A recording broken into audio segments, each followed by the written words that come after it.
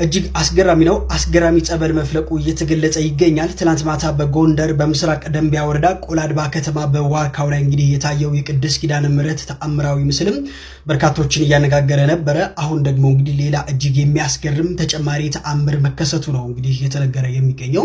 የኪዳነ ምሕረት ምስል በታየበት በዚያው ስፍራ እንግዲህ በአሁን ሰዓት አስደናቂ ጸበል መፍለቁ የአካባቢው ነዋሪዎች እየገለጹ ይገኛሉ። እንግዲህ እንደምትመለከቱትም በስፍራው ያለው ምዕመን በደስታ እልልታና እንዲሁም ደግሞ በምስጋና ድምጽ እንግዲህ አካባቢው እንደሞሉት ነው የተገለጸው። በከተማው እየተከናወነ ባለው የኮሪደር ልማት ምክንያት በአስፋልት ዳር የሚገኘው ይህ ዋርካ እንዲቆረጥ ታቅደው በቀን ስራው ተጀምሮ ዋርካው ለመቁረጥ ሙከራ ቢደረግም ለመቁረጫነት የሚያገለግሉ ቁሳቁሶች በተደጋጋሚ እየተሰበሩ ስራው ማከናወን አልተቻለም ሲሉ እንግዲህ አካባቢው ነዋሪዎች ገልጸዋል።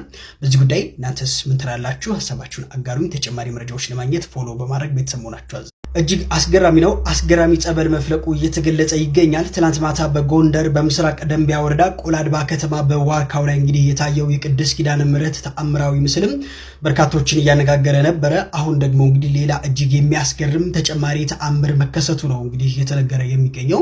የኪዳነ ምሕረት ምስል በታየበት በዚያው ስፍራ እንግዲህ በአሁን ሰዓት አስደናቂ ጸበል መፍለቁ የአካባቢው ነዋሪዎች እየገለጹ ይገኛሉ። እንግዲህ እንደምትመለከቱትም በስፍራው ያለው ምዕመን በደስታ እልልታና እንዲሁም ደግሞ በምስጋና ድምጽ እንግዲህ አካባቢው እንደሞሉት ነው የተገለጸው።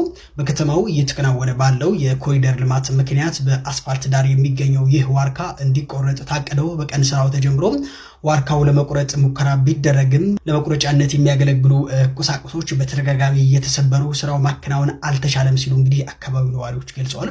በዚህ ጉዳይ እናንተስ ምን ትላላችሁ? ሀሳባችሁን አጋሩኝ። ተጨማሪ መረጃዎች ለማግኘት ፎሎ በማድረግ ቤተሰብ መሆናችሁ